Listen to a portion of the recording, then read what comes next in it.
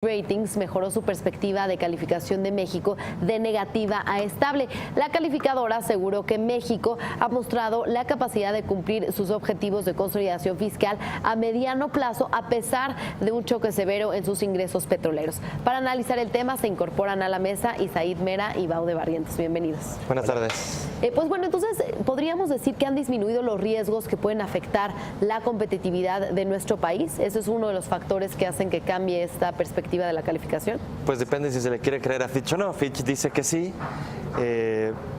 Yo creo que no son los mismos que cuando empezó la presidencia de Donald Trump, que creo que es el punto central de estas decisiones que ha tomado tanto Fitch como Standard & Poor's, pero falta el tema del Telecán y algo que nos dejó, creo, entrever un poco lo que publicó el Washington Post de la llamada de Peña Nieto y Donald Trump, es que hacia adentro también Donald Trump tiene la idea del déficit, ¿no? Rebajar el déficit y la amenaza de que si no hay un acuerdo es capaz o se puede atrever a un impuesto, es decir, estas medidas que creo que pegarían muchísimo a la economía del país. Sí, digo, a ver, tenemos que ver en qué punto estábamos y en qué punto estamos. El punto en el cual estábamos hace 6 meses era el total fracaso del Telecán, la posible desaparición como amenaza latente. Lo que hace Fitch hoy es recalcar puntualmente una cosa, dice: Estados Unidos parece empezar a tomar una postura moderada respecto a la renegociación del Tratado de Libre Comercio de América del Norte, Telecán. Eso lo dice hoy Fitch. No está diciendo que no haya riesgos. Parece que hay una postura más moderada. Y creo que hay cosas que disparan esta decisión hoy de Fitch. Una, las remesas, porque justamente estaban esperando el reporte de remesas, asumo, porque hacen una referencia en el comunicado a las remesas y a la posibilidad de que se mantenga el flujo de remesas, que por cierto está en niveles históricos, ¿no? Tal como en el caso de Standard & Poor's, que también cambió la perspectiva de negativa a estable, tal como lo hace hoy Fitch. Cuando la cambia, justamente era porque estaba esperando decisiones también de última instancia, como eran en su momento. En ese momento eran, perdón, lo estoy olvidando, pero tenía que ver justamente también con temas macroeconómicos que se estaban definiendo en ese momento. La postura de los Estados Unidos fue muy relevante en ese momento cuando saca su documento y Estados Unidos dice: estas son mis pretensiones, y también reflejan que Estados Unidos estaba reduciendo su nivel de empuje o de choque con México por el Telecán, ¿no? Sí, no es casualidad que en las últimas semanas dos de las calificadoras más importantes hayan cambiado su perspectiva, es decir, su visión de negativa a estable.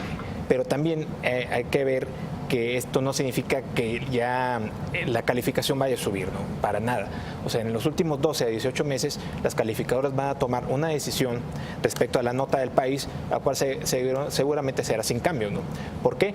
Porque ellos ven riesgos que están todavía ahí abajo del agua, bastante grandes, ¿no? En el caso de la deuda del gobierno federal. Si bien es cierto que el ritmo de endeudamiento del gobierno federal se ha reducido, se ha tenido que mantener una disciplina a fuerza en el último año, tal y como estamos viendo en la gráfica. El porcentaje de la deuda parecía crecer sin mantener, parecía mantener un ritmo constante de crecimiento. Hay un error en la base de la gráfica. Obviamente estamos viendo aquí los años 2016, 2017 en la última parte de la gráfica. Entonces empezamos 2012, 2013, 2014, 2015, 2016. Hasta ese año había un crecimiento y luego en el 2017 una caída que manifiesta cierto control, ¿no? Sí, ha habido cierta disciplina de parte del gobierno federal y también ha ayudado un hecho, la apreciación del peso. Cuando tuvimos el problema del tipo de cambio en enero, a principios de enero, el peso de la deuda, sobre todo la deuda externa, se elevó muchísimo, ¿no? Entonces se encendieron los focos rojos por doquier. Y esto generó presiones por parte de las calificadoras. En abril, Moody's dice: ¿sabes qué? No cambio para nada mi visión sigue siendo negativa. Sí, Moody's es el único que falta, ¿no? De estas tres. Aunque Moody's ya se pronunció en torno a Pemex, ¿eh? Ajá. Ahora, Jonathan dijo una palabra clave que va un poco en línea con lo que dijo Baude, mesura. Es decir, esto no es para echar las campanas al vuelo, simplemente es una, como decíamos con Moody's, con Standard & Poor's le quitó la tarjeta amarilla a la economía mexicana, pero tampoco eso quiere decir que vayamos muy bien o que la economía está empezando a moverse. Lo vimos en el dato del PIB hace unos días. En realidad la economía va a ritmo lento y es una buena noticia, pero hasta ahí creo que también hay que tomarlo con... Y bueno, ¿qué me dicen de lo que ocurre ayer? Ayer la Coparmex propone a la Secretaría de Hacienda y Crédito Público una reforma fiscal donde pide que se reduzcan los impuestos a las empresas y la dependencia dice que no hay margen para hacer cambios. Pues justamente va de la mano este asunto, ¿no? Muy en la lógica de las organizaciones empresariales, pues piden una reducción de impuestos. ¿Para qué? Pues la lógica te dice o aumentar ganancias o aumentar inversiones. O sea, eso es lo que te diría una reducción de impuestos, para invertir más o para aumentar las ganancias de los accionistas, ¿no? Lógica, la posición del empresariado nacional, que ha restringido recientemente las inversiones que pretendía hacer con las reformas y que ahora está buscando una manera de presionar al gobierno. Quizá bien, podemos decir que es loable lo que están haciendo, pero no lo consiguen. ¿Por qué? Porque justamente lo que ha permitido esta mejora en la perspectiva de la calificación crediticia es la mesura gubernamental o el apretarse el cinturón o como lo queramos llamar. Y eso pasa también por seguir cobrando impuestos. En el momento en que bajaran la tasa, pues tendrían que cobrar menos impuestos, ¿no? Aunque en este caso no creo que se trate tanto de ajustarse el cinturón. En teoría, en los últimos 3 años el gobierno federal se ha ajustado el cinturón. En teoría digo, ¿no? Porque los números reales no va a pasar.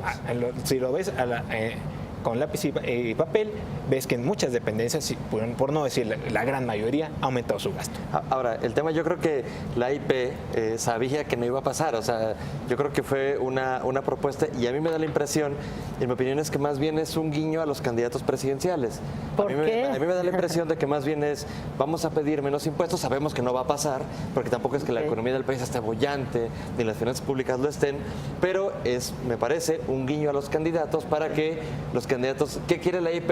Menos impuestos. Por ahí puede venir una propuesta de voy a bajar los impuestos a las empresas y ganarse su grupo. A mí me parece que más bien fue, te lo digo, Juan, para que lo entiendas, Andrés Manuel, Miguel Ángel o Margarita o quien sea, ¿no?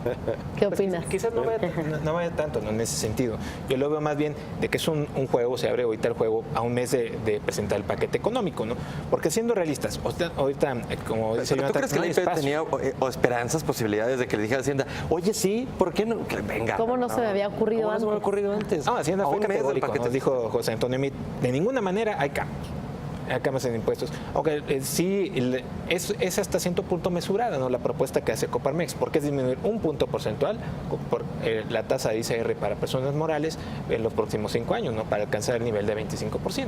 O sea, no está tan fantasiosa, ¿no? Sí.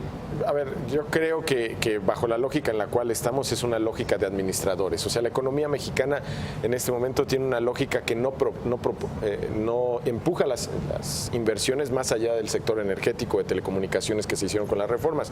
Pero más allá de eso, las inversiones en comercio, por ejemplo, o las inversiones que pudieran venir en tecnología, ciencia y tecnología, no están siendo empujadas. No, este gobierno no es arriesgado, no le gusta, evade el riesgo tanto como le es factible, le gusta jugar a lo seguro, es la escuela de la cual vienen los itamitas, ¿no? Que es una escuela de mesura y orden, ¿no? Y es la escuela sobre la cual estamos jugando. Nos ponen en un carril de crecimiento, que bueno, porque de otra manera podríamos estar en una crisis. Yo creo que nos estructura bien. Tristemente, creo que necesitamos a alguien más arriesgado que sí asuma esta posibilidad de invertir fuertemente, de promover inversiones en ciencia y tecnología, por ejemplo, cosa que no estamos viendo. Entonces, el resultado será, está bien, estamos bien calificados dentro de nuestra región.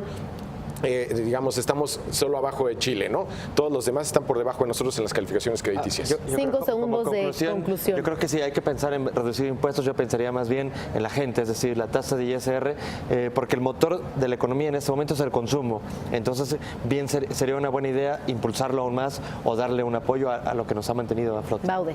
La medida es, la propuesta de Coparmex es positiva, pero creo que se queda ciertamente coja porque no toca el tema del IVA. Bien, pues ahí tiene esta propuesta de la Coparmex, mientras que Fitch Ratings cambia la perspectiva de la calificación de negativa a estable de México. Y pues esto también a un mes de que se presente el paquete económico en el Congreso. Vamos a una pausa y al regresar tendremos el análisis sobre Neymar y la Liga Española.